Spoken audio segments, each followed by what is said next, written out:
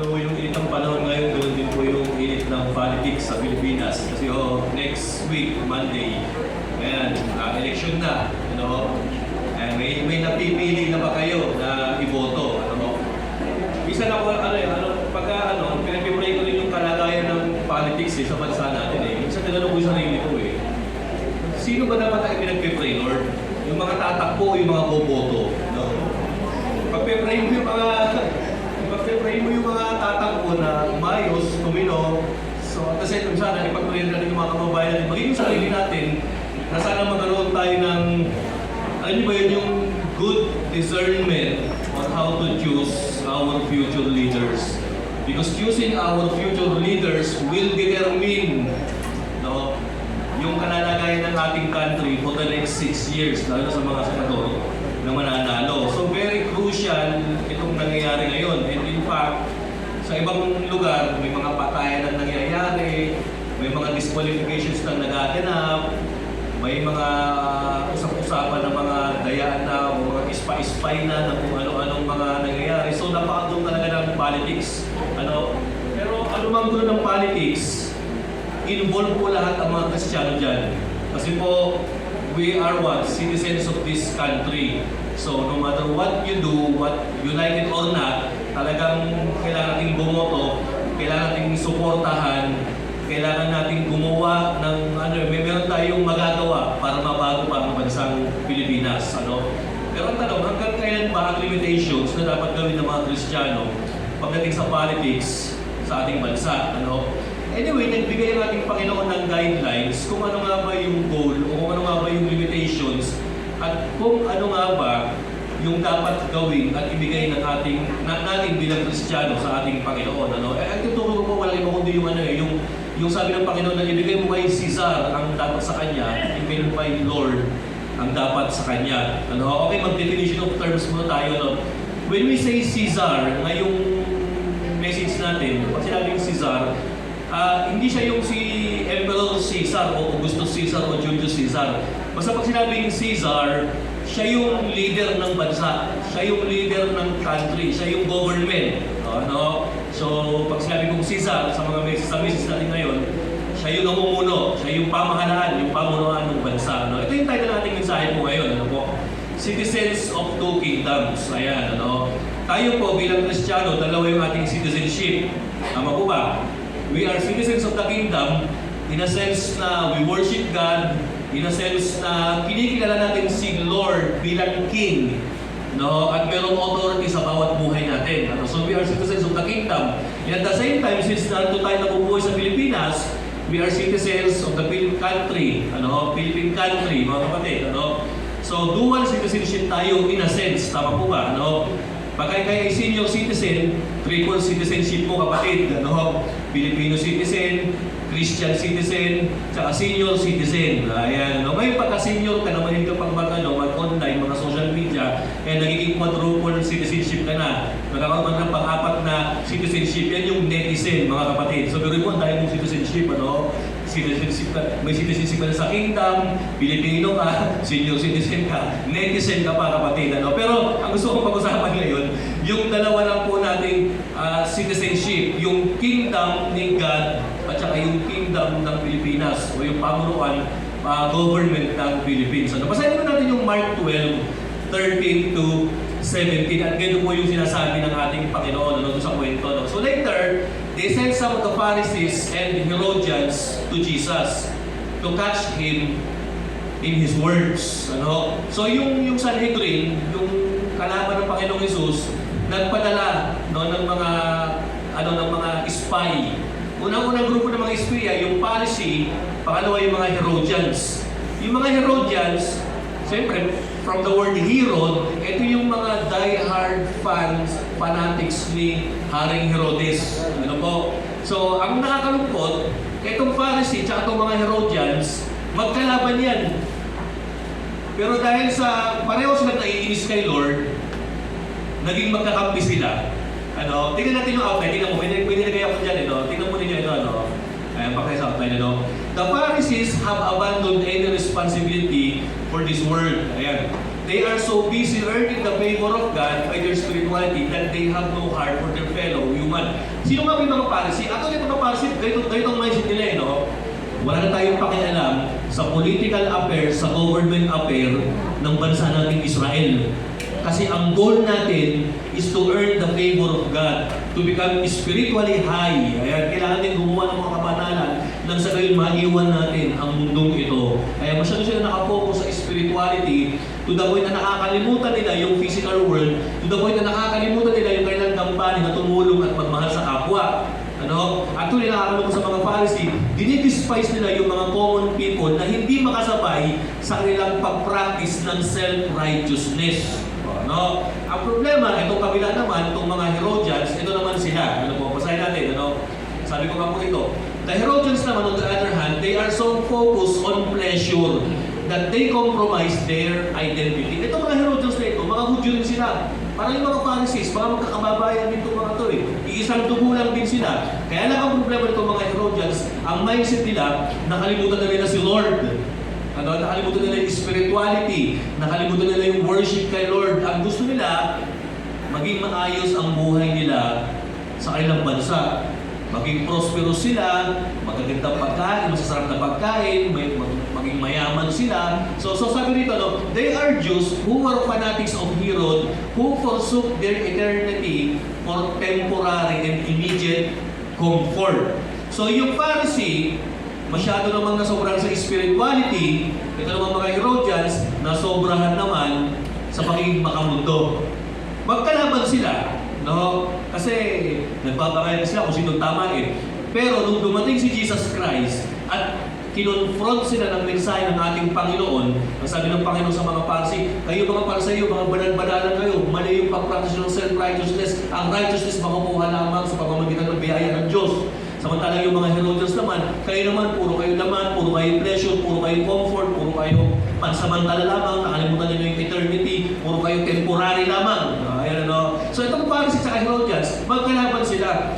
But nung nakita nila si Jesus Christ na tinoconfront yung kanilang lifestyle, nag-join force ngayon itong dalawang ito. Kaya next slide, pakibasa ka, tandaan natin ano ito nangyari sa kanila eh. A common enemy will bring people together. Tama po ba? Sa politics, ganyan din. Magugulat ka, may mga politikong nag-join po, samantalang dati nagpapatayan sila, ngayon magkakapi na sila. Kasi meron silang isang kalaban din sa politika. Tama po ba? Ganyan din mga kapatid, a common enemy will bring people together. Ang maganda, yung Pharisees at mga Herodians, pinag-reconcile ng Panginoon. Tingnan po ninyo ito. Ito nangyayari po ba sa inyo ito? Ayan, yung next slide. Their differences were set aside and forgotten because of their common hatred towards Jesus. Abay, biruin mo, nagkampi-kampi sila, bagamat magkakaiba ang kanilang pananaw, nagkampi-kampi sila dahil sa kanilang inis sa ating Panginoong Jesus. So ito yung background, yung Pharisees tsaka mga Herodians. Ano ginawa nila? Nagpunta sila kay Lord. Back tayo sa Bible verse. So next verse, tingnan natin. They came to Him. Nagpunta raw itong mga ito, itong magkalaban na ngayon friendship na sila. Nagpunta sila kay Lord. Ano sabi nila? Tanong nila, Teacher, we know that you are a man of integrity.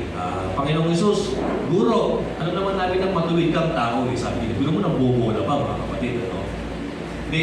You aren't swayed by men and hindi ka napapauto o napapapaniwala ng mga tao because you pay no attention to who they are. Kasi hindi mo tinitingnan yung kanilang mga pananaw kung sino man sila. Ito sabi pa nila, ngunit ikaw ay nagtuturo ng pamamaraan o ng daan sa Diyos at ito'y ayon sa katotohanan. Ano sabi nila? You teach the way of God in accordance with the truth. Ito ang tanong nila. Is it right to pay taxes to Caesar or not? Nakita yung tanong nila.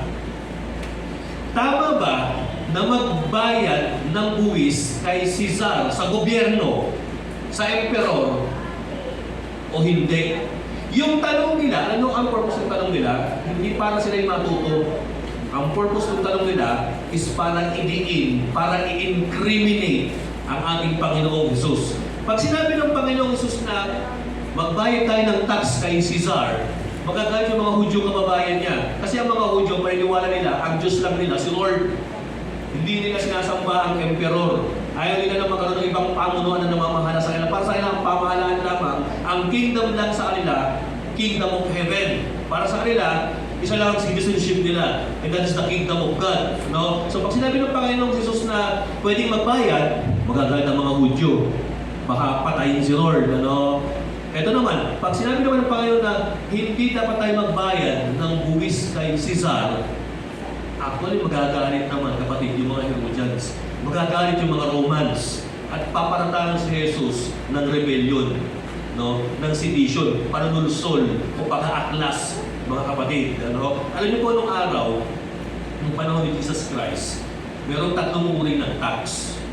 Ayan. Tingnan yung tatlong uri ng tax dito. Ano?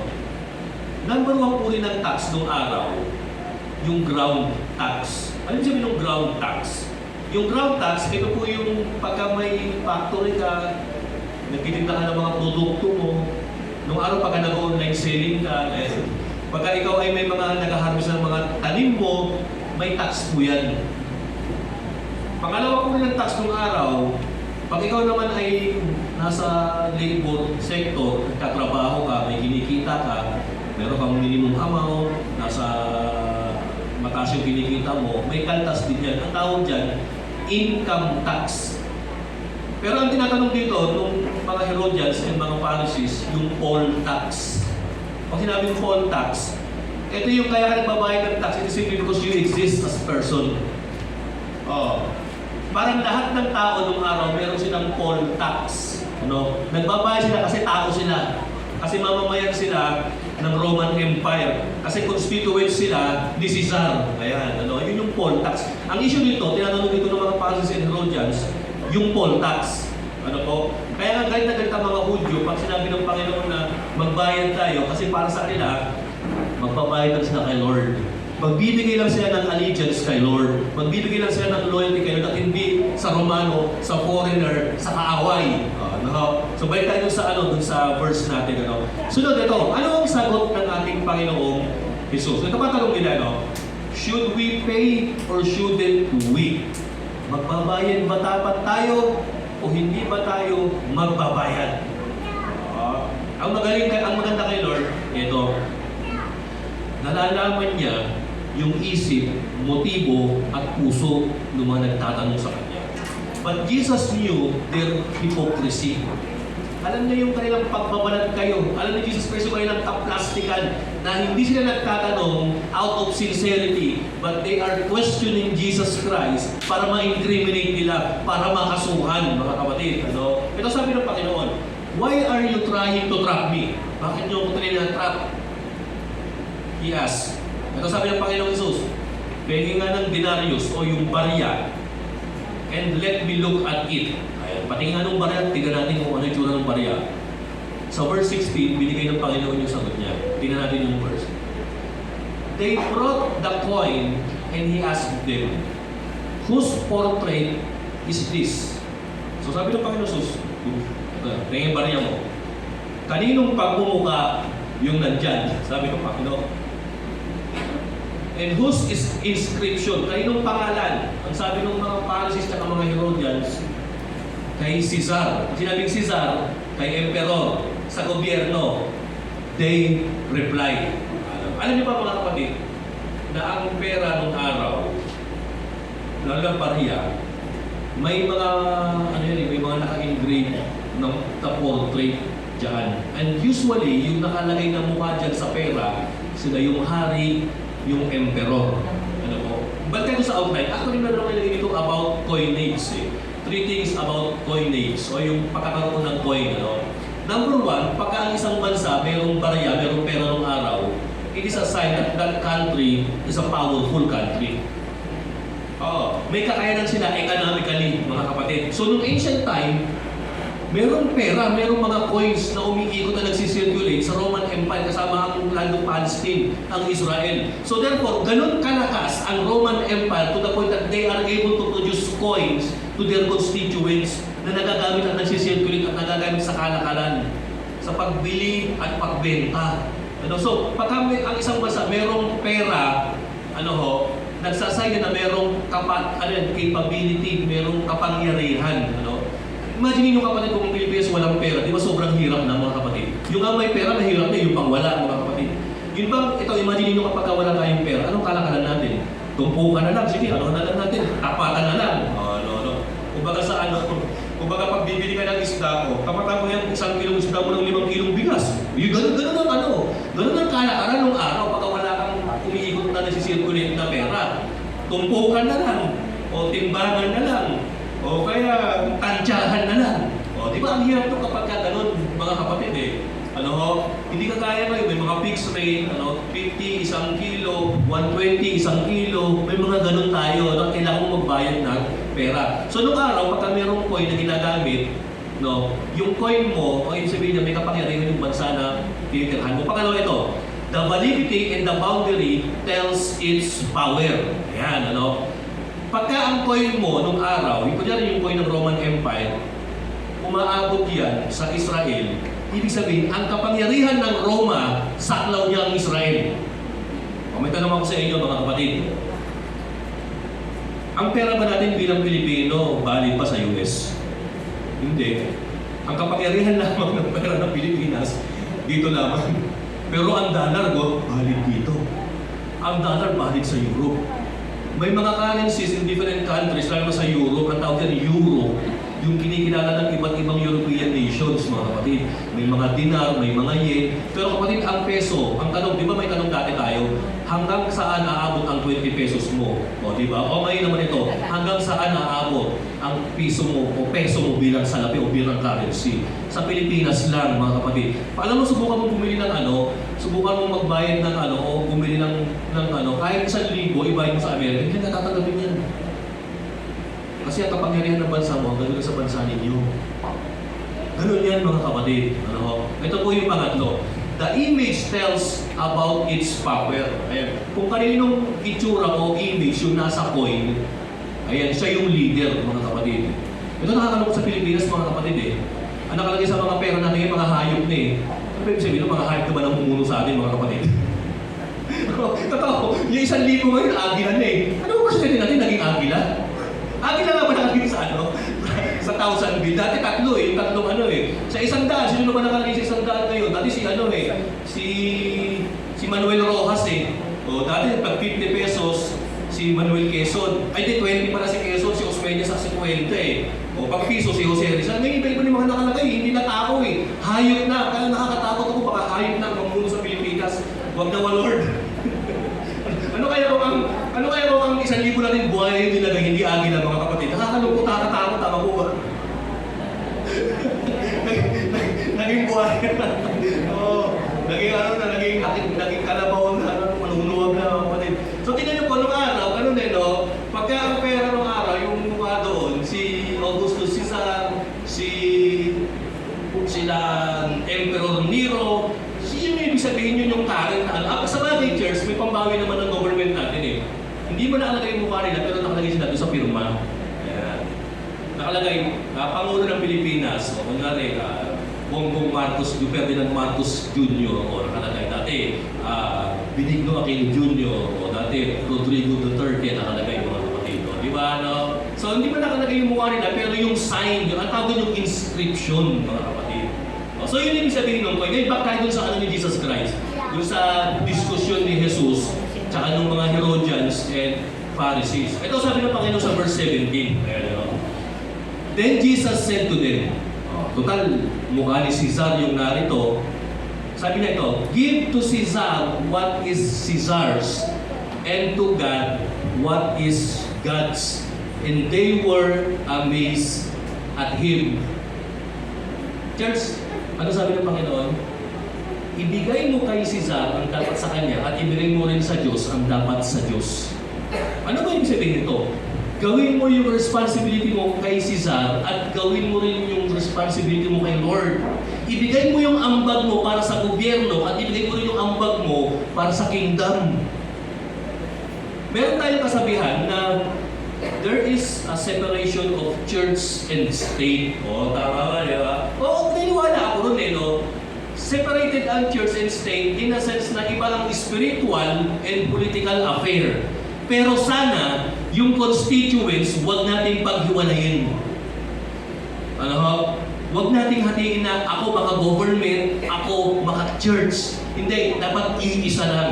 Bagamat dual citizenship tayo, dapat huwag nating paghiwalayin yung ating citizenship. Dapat i-reconcile natin to the point na magbigay tayo ng dapat nating responsibilities sa government at magbigay tayo ng dapat nating responsibilities saan, mga kapatid? Sa kingdom ng ating Panginoon, sa church, sa spiritual realms ng ating Panginoong Diyos, mga kapatid. So ang sabi nito, namangha raw, nagulat daw yung mga nagtatanong. Wala namang sunod na verse dyan. Okay, tignan natin dito yung outline. Anong ibig sabihin, mga kapatid, when Jesus said that give to Caesar what is for Caesar and give to God the things that are for God, sabi ng Panginoong Jesus. Number one, ito po, we are living under two different government. Ayan. Sabi ko nga, dual citizenship tayo. Merong gobyernong pang-pisikal, merong gobyerno na namumuno sa atin, sa bansa natin, namumuno sa lupang ito. Pero, meron din namang namumuno at nagsusupervise sa atin spiritually. There is a physical kingdom, there is an invisible kingdom. There is a physical kingdom and there is a spiritual kingdom. Pero mas mataas yung spiritual kingdom. So yan, we are living under two different government. Pero church, tandaan natin, huwag nating paghihiwalayin. Huwag nating pag-aawayin. Oo, separated ang church and state in a sense na yung kanilang purpose, politics and spirituality. Pero dapat yung constituents, yung mga tao, yung mga citizens, dapat hindi sila papiliin kung saan sila nararapat. Kasi ang totoo, bilang Kristiyano, dalawa talaga. Doon tayo sa pangalawa, dalawa po ang ating citizenship. So kung meron tayong dalawang government, meron tayong dalawang citizenship. Diba? We are citizens of the kingdom and we are what? Filipino citizens. So tayo lahat dito, mga kapatid. So ginagawa natin yung dapat na gawin natin sa ating bansa at ginagawa rin dapat natin yung dapat natin gawin bilang what? Citizens of the kingdom ng ating Panginoong Diyos. So ang sabi ng Panginoong Jesus, ang linaw ibigay mo kay Caesar yung dapat na ibigay sa Kanya at ibigay mo sa Diyos yung dapat sa Diyos. Alam mo ang problema, nakakalungkot mga kapatid sa mga tao ngayon? Hindi nagbibigay kumukuha Tingnan mo, pagka may mga tao sa gobyerno, may ayuda ba? May ayuda. Yung lagi ang tinatanong Hindi naman sinabi ng Panginoon na kunin mo kay Caesar ang dapat sa'yo at kunin mo kay Lord ang dapat sa'yo. Hindi, ang sabi niya, ibigay. Di ba? Sabi mo sa katanong mo, ibigay mo na. Ayan. Ibigay mo na, baby. Ayan. Nakakalungkot, mga kapatid. Ang daming tao, entitled.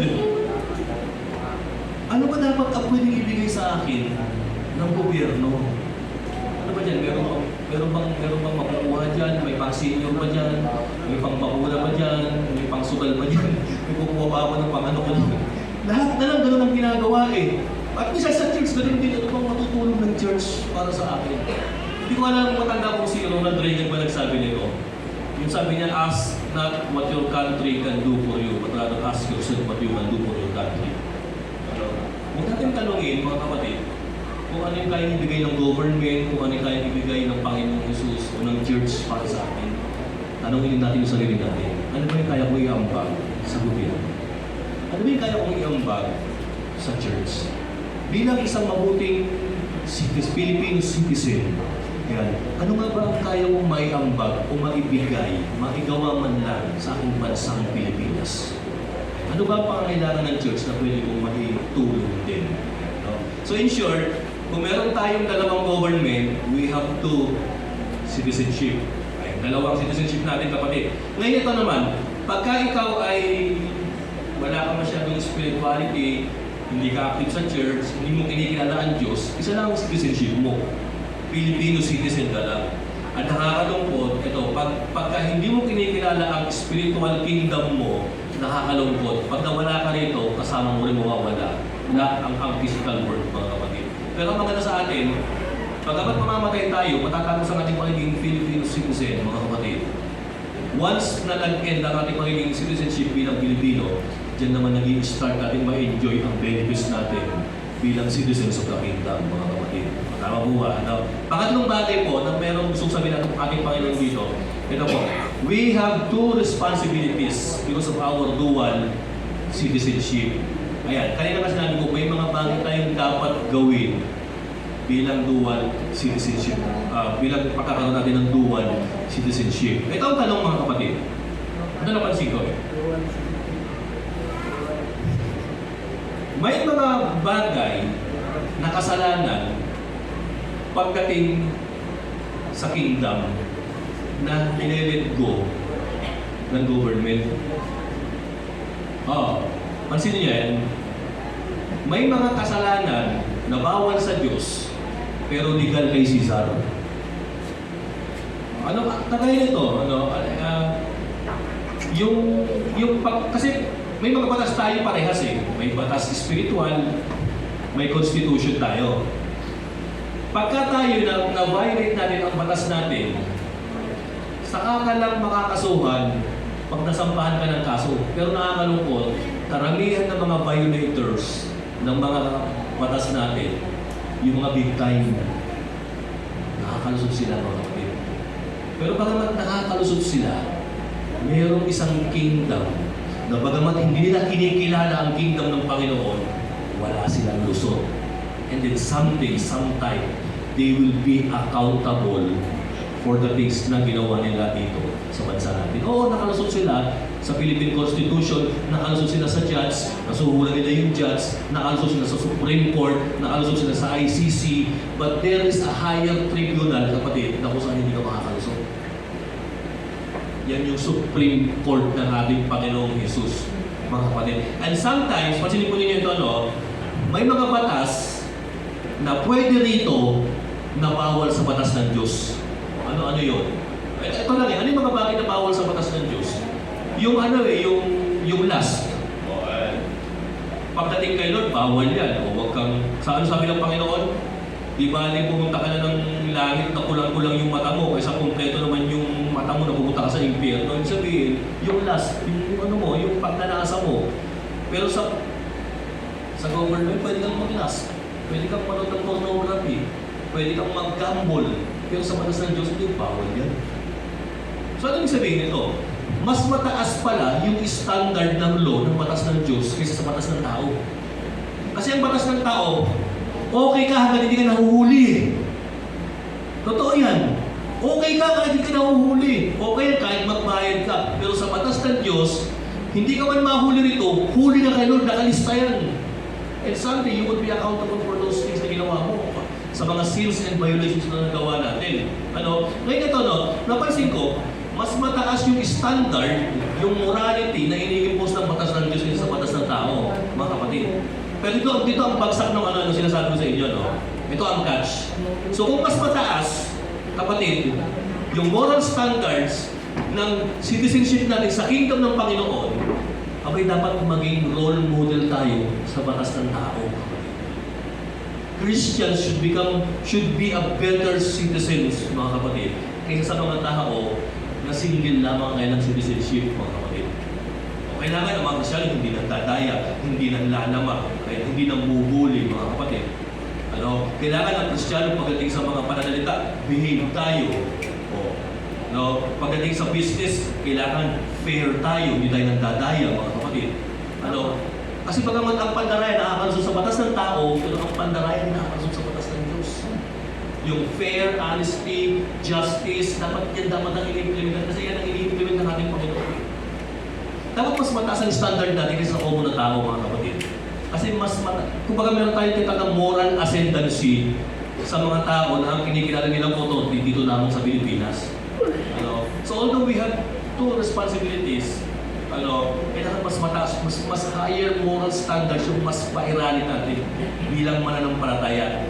Tama po ba, mga kapatid? So yan po yung tatlong nais na sabi natin sa atin ng ating Panginoon. Ano yung lesson? Okay, tingnan natin. Lesson. Number 1, ito po. Avoid hypocrisy. Sino yung sinasabi kong hypocrite dito? Of course, yung Pharisee, hindi yung mga Herodians. Tama po ba? Bakit sila hypocrite? Kasi nakipagplastikan sila kay Lord . Actually, itong mga Pharisees at itong mga Herodians, kaya naman sila nag-join force dahil pareho nilang kaaway si Lord eh. Actually, baka napapunta na rin, nagplaplastikan pa sila eh. Oo, mga kapatid. Pareho silang hypocrite sa isa't isa. Hypocrite ako sa Herodians, hypocrite din ako kay Lord. Sabi ng mga Herodians, hypocrite kami sa mga Pharisee, hypocrite din kami kay Lord. Kasi anong tuloy na pakay nila? Hindi talaga para magkaroon ng sincere questions o inquiry kay Lord. Talagang pakay nila, i-trap, i-self-incriminate ang ating Panginoon sa kanilang tricky questions. Ayan. Ano ang lesson? Ano ang lesson sa ating mga kapatid bilang Kristiyano? Let us avoid hypocrisy sa kapwa natin. Maging sa buhay natin bilang Kristiyano. Ano ang ibig sabihin ng hypocrisy? Dito, no? Hypocrisy happens when we want to look good to others and neglect about what God sees in us. Ayan. Yun ang hypocrisy, mga kapatid. Itong mga Herodians at mga Pharisees, gusto nilang mag-looking good sa bawat isa. Makikipagpati na ako sa Pharisees. Sabi naman ng Herodians, makikipagpati na ako sa Herodians. Kasi meron kami one goal in life. Meron kami couple's goal, and that is to destroy Jesus. Yun ang kanilang purpose eh. At nung paglapit nila kay Lord, inututo pa nila, Lord, we know that you are a man of integrity. We know that your teachings all came from God. Ganun yung mga pagbubuhan nila eh. Paano sabi ng Panginoon, bakit yung trap? Si Lord hindi hypocrite eh. Hindi naman sila sinabi ng Panginoon, ang ganda ng tanong niyo that is a hard question. Let me think for a while. Hindi naman nag-alam Miss Universe sa ating Panginoon para sagutin yung kanilang tanong eh. Actually, binaraan sila ng Panginoon, bakit niyo ko trap sa tanong ninyo? So yan, number one na lesson, let us avoid hypocrisy. Yan, maging totoo tayo sa ating sarili, mga kapatid. Kung nakitaan tayo ng kamalian, pagkakasalan ng Panginoon, huwag nating pagtakpan sa pag-practice ng hypocrisy. Aminin natin sa mga, Lord, patawarin mo ako. Yan, ganyan dapat tayo. No? Pangalawang lesson na makukuha natin dito, ito po, submit to government authority. Hindi iniutos ng Panginoon na huwag magbayad ng tax kay Cesar. Hindi iniutos ng Panginoon na mag-rebelde tayo sa government natin pagka-corrupt. Actually, may mga supporting Bible verses dyan eh. No? Na kahit na-corrupt yung government, kahit ungodly yan, kahit hindi mo kapalo ng pananampalataya yan, huwag kang mag-aaklas. Doon sa Romans 13 yata at maging si Peter, may sinasabi din siya about that. Nasabi niya, submit sa mga government authorities. Kasi sila ang itinalaga ng Diyos para mamuno sa inyo dyan sa lupa. Yung Panginoon. Bagamat corrupt yan, bagamat masama sila, bagamat ungodly sila, pero they try their best, no, to lead the nation, mga kapatid. Kaya dapat ang Kristiyano, mga kapatid, hindi dapat tayo nakikita sa kalsada, nagrarally. May mga tao kasi ganun eh. Nagpatakita ko sa TV, grabe, hindi ko pa panahon panikurin, nakikita ko sa naman naglalakad pa sa kalsada, nagwag nagrarally. Lagi lang ganun, wala nang pinatawad na presidente. Lahat pagdating sa rally, complete attendance siya, mga kapatid. Nandun lagi siya. Ang sabi ng Panginoon, hindi mo kayo ganyan. Instead na mag-rally kayo, what if ipag-pray niyo yung leader ninyo? What if sabihan ninyo? Kasi alam niyo po ba mga Kristiyano, tayo po yung moral conscience ng ating bansa eh. Tayo yung mga propeta ng ating bansa. Nakita niyo ba nag-rally sila Prophet Elijah sila? Ang ginawa ni Elijah, kinonfront niya si King Ahab. Hindi naman niya pinatay si Ahab eh. Hindi naman niya in-assassinate eh. Sinabihan niya, hindi, kinonfront niya yung unrighteousness na ginagawa ng evil couple during that time. So submit to government authority. Ano ba yung mga text pa kayo? Tandaan niyo, ito yung ginagawa ng gobyerno sa atin. National security. Actually, dapat kapatid, ito yung tatlong ito dapat yung titignan natin dun sa mga iboboto natin. Itong kandidato pa ng senador na ito, meron bang concern sa national security ng ating bansa? Hindi ba ito yung tipo na ibibenta tayo sa mga Chinese? Ibibenta yung West Philippine Sea? Tingnan nyo, yung national security.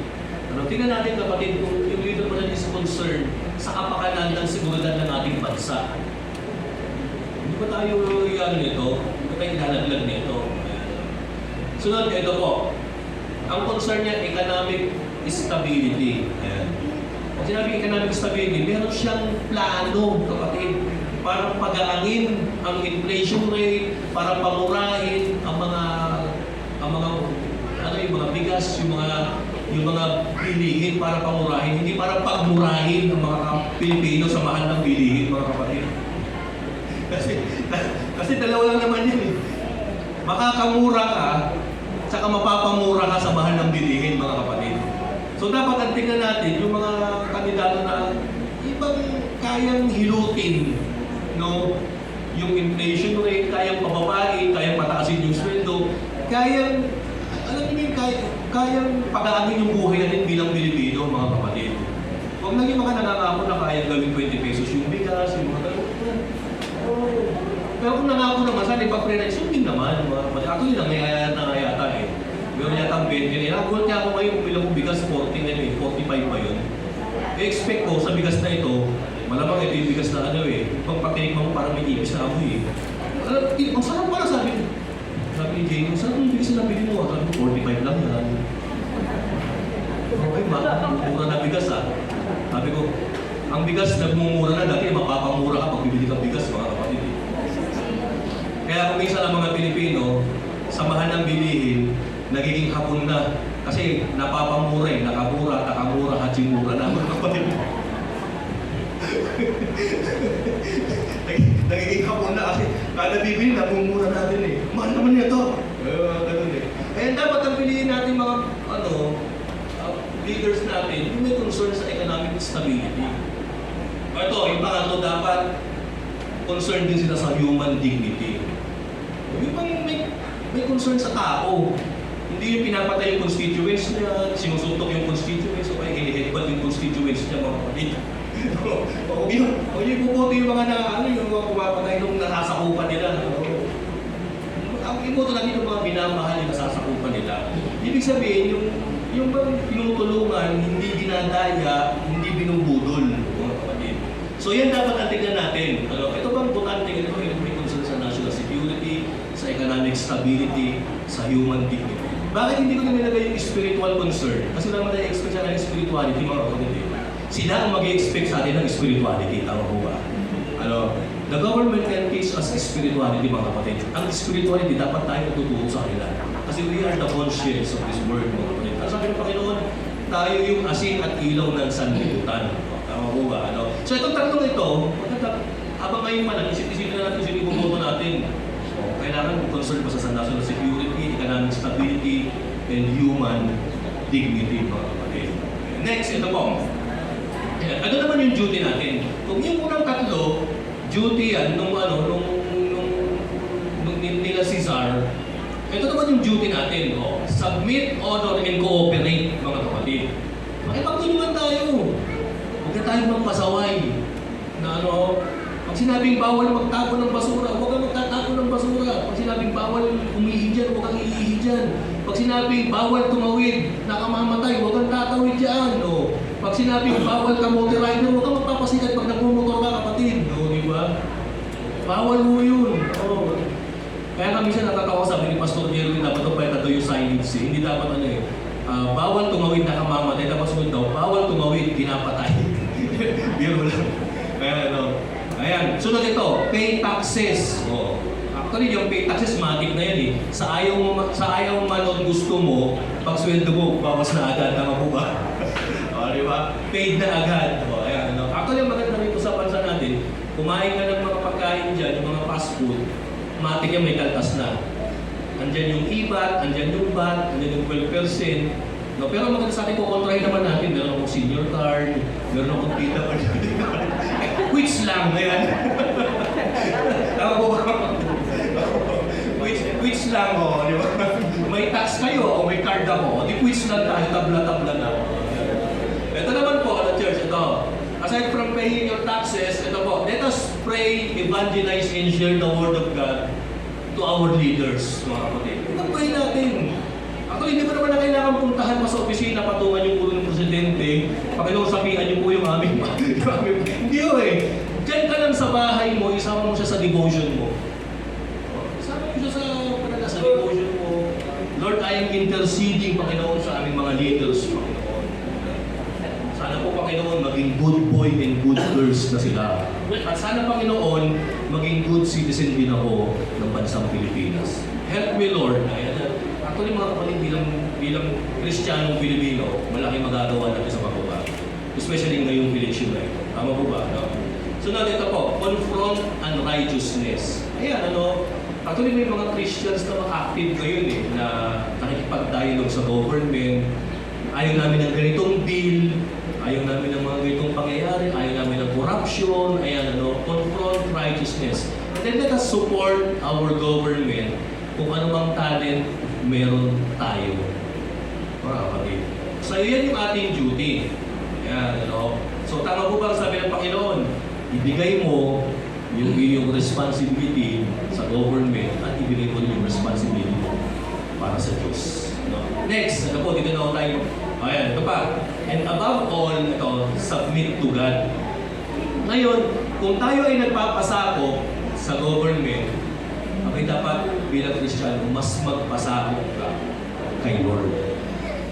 Handa natin, church. Ito bigyan ko kayo ng sinabi. Hindi mo pwedeng sabihin nagpapasakop ka kay Lord kung rebellious ka sa pamahalaan. Kung nagpapasakop pa kay Lord, na mas mahirap magpasakop kay Lord, kasi lahat ng parte, aspeto, kung kasunod-sulukan ng buhay mo, pinangingi-alaman ni Lord, dapat magpasakop ka at mas nadadalian ka dapat magpasakop sa government. So submit to God. If you have already submitted yourself to God, dapat magpahuli submit ka rin sa government. You cannot say na ino-honor mo si Lord, pero pasaway tayo, mga kapatid. Saan? Bilang Pilipino, traffic violator tayo, pagka may pila, sumisingit tayo, nagkokos tayo ng disorder sa mga sa public places, hindi mo Dapat pagka sinabi mong Christian ka, you believe in God's authority, dapat mas behave pa tayo dito. Mas behave tayo sa mga taga-sanlibutan. So submit to God above all. If there are times na kung saan magkakaroon ng conflict ang interest ng Diyos at ang interest ng gobyerno, of course, we as Christians should choose the higher authority, si God. Tama po ba, mga kapatid? Pag dumating na yung time na kung saan yung state, inutusan na tayo gumawa ng mga anti-God o anti-Christ actions, that will be the time na huwag tayong magpasabit sa government. That will be the time na papalag na tayo. Kasi hindi na iba na yung tinuturo mo Lumapag na ako kay Lord Tama po ba, mga kapatid? Pero kung wala naman tinuturo yung government natin na mga anti-God, anti-Christ movement, masakot tayo, mga kapatid. So submit to God above all. Next, conclusion. Ito na tayo matatapos. Our citizenship of the kingdom should make us better citizen than any other man. Alam mo kung bakit? Kasi yung citizenship mo bilang kingdom, mayroong higher moral standard compared sa standard na mayroon sa government. So kung nasusunod mo yung law ng Panginoon, mas madali na sa'yo para sundin ang traffic law, ang tax law, ang lahat ng law, mas madali sundin. Next. Okay. God and Caesar each have legitimate realms of authority with corresponding responsibilities. But if there is a conflict between realms, God is supreme over Caesar. So meron tayong dalawang authority, mga kapatid, may dalawang pamunuan. Pamunuan ng Diyos, pamunuan ng tao. Pero ano ba, church? Meron pangatlong pamunuan na gusto umepal. Alam mo kasi, si Satan. Si Satan. Satan wants to, since Satan is having a hard time to infiltrate the kingdom of God, what Satan is doing right now is he tries to infiltrate yung authority ng tao, yung authority ng Caesar, yung government, mga kapatid. Kaya ano ginagawa ni Satan? Ini-influensyahan niya ang government authority to become corrupt, to become greed, to become what? To become prideful, na itaas ang sarili, na magpatay sila, mag-agawan sila ng kapangyarihan. Kasi ganyan ang ginagawa ni Satan, mga kapatid. So, totoo lang bakit may political na kaguluhan sa bansang Pilipinas. Hindi ko naman isinisisi lahat sa mga tumatakbo. Kundi kung isa kay Satan na rin. He is infiltrating our government leaders, mga kapatid, to do ungodly things. No? Para gumawa, para magnakaw ng kaban ng bayan, para pahirapan ng Pilipino. Pero ngayon, kung ganyan na ginagawa ng kalaban, hindi dapat tayo ganyan na ginagawa natin. Let us infiltrate, kapatid. Let us intercede, pray for our leaders, na sana maliwanagan sila, na sana mabuksan ang isip nila, mga kapatid, sa mga issues na dapat hinaharap nila sa bayan. Kagabi halos maiyak-iyak ako sa luha, kapatid eh. Yung dokumentaryo na naman ni Cara David, doon sa Eyewitness, di ba? No? Nagpunta sila sa correctional. Meron pa na doon isang matandang babae, 91 years old lang, hanggang ngayon nakakulong pa rin at nagluuksan. Nakakalungkot ko sa matandang babae ito, pinasulat ni Cara ng kanyang pangalan. Hirap na hirap magsulat, mas magaling mo support yung anak ko si Julia. Sabi ni Cara, na hindi mo ba kayo nakapag-aral? Hindi eh. No rate ako eh. Eh paano kayo nakulong? Ano kaso ng matanda? Falsification of public document. Ha? No rate na nga. Ang kaso pa niya, falsification of public document. Bakit naman nakasukan ng ganyan? Ay, alam mo sabi ng matanda, pinapilit kasi na kung papirmahin yung ganitong pirme. Kaya kung napirmahan ko, kinulong na nila ako. Alam mo, dapat yan yung tinitigan ng mga... Yan dapat yung tinitigan ng gobyerno eh. Bilang presidente. Sabi ko, siguro pa ako naging presidente, ako lang tinignan, yung tulungan. Kung sino dapat yung bigyan ng clemency. Clemency ba yun? Yung pwede nang patawarin, panabasin. Kasi matandaan niya, sana naman ka-engineer nila yung last stretch ng buhay nila. Sana yun ang nakikita natin, yung nakikita ng mga government leaders natin eh. Ang nakikita kasi natin nila, yung kalaban sa politika, yung issue nila, yung mga followers nila, yung dapat pinunin na pangailangan ng mga maliit na tao. Church, sana magising na po tayo. Pagdating ng May 12, mag-pray tayo and let us vote wisely. Magluklok tayo ng mga taong may takot sa Diyos, may pagmamahal sa kapwa at may concern sa buhay natin bilang Pilipino. Bilang Pilipino, mga kapatid. Let us pray for them. Let us intercede for them. Let us influence them. And if there is unrighteousness na nakikita tayo, let us pray for them, mga kapatid. Tayo po ito ngayon, mga kapatid. So dito na ako tatapusin yung ating mensahe. So balikan natin yung point. Di ba sa point sa barya, merong merong mukha, may image, saka may inscription na nakasulat. Alam niyo ba, church, na tayo bilang tao, para rin tayong point.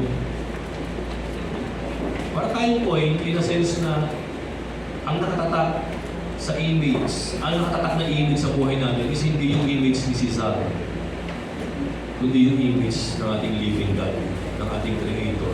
Ano sabi sa Genesis 3? We are created in His image. Ang nais ng kaaway, yung image ng Panginoon sa buhay natin diba sa atin. Kaya nga, ini-influensya niyo yung taong kumuha ng masama, maging kurap, maging greedy, maging selfish, maging palakaway, magpatayan, magkaroon ng kaguluhan. Kaya nakakalungkot, bakit napakaguluhan sa mundo? Where is the image of God that has been imprinted in us nung tayo nilikha ng Panginoon? Alam niyo yung image ng Panginoon sa buhay natin, yan yung nais i-reclaim ng Diyos sa atin.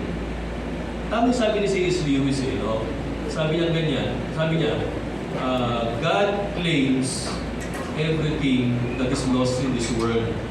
And Satan counterclaims everything na nare-reclaim na ng Panginoon. Sabi niya, every square inch pinag-aagawan daw ni Lord at ni Satan. Sabi ko, grabe ang struggle dito, no? Grabe ang struggle. So, sa struggle na ganyan, struggle between God and Satan, struggle between good and evil, may magagawa tayo. May magagawa tayo. Sumayad tayo sa kabutihan. Sumayad tayo sa ating Panginoon. Sumayad tayo dun sa tama. At ngayong eleksyon, i-practice natin yung ating rights ng boto, mga kapatid. Mag-pray tayo. Lord, ipakita mo sa akin, i-reveal mo sa akin, Panginoon, sino ba yung karapat-dapat kong iboto?